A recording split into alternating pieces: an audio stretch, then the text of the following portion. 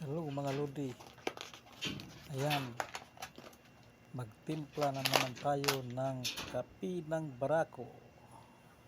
Yan, masarap yan mga lodi. Nindot ang maganda ang kanyang mga ingredients mga lodi. Ang kapeng barako, kape ng barako, pangpasarap.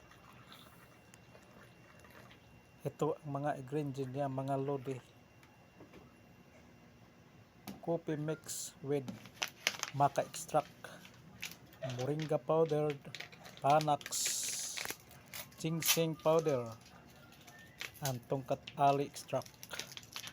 Una mga lodi ang kanyang mga ingredients. So lamig siya imnon mga lodi.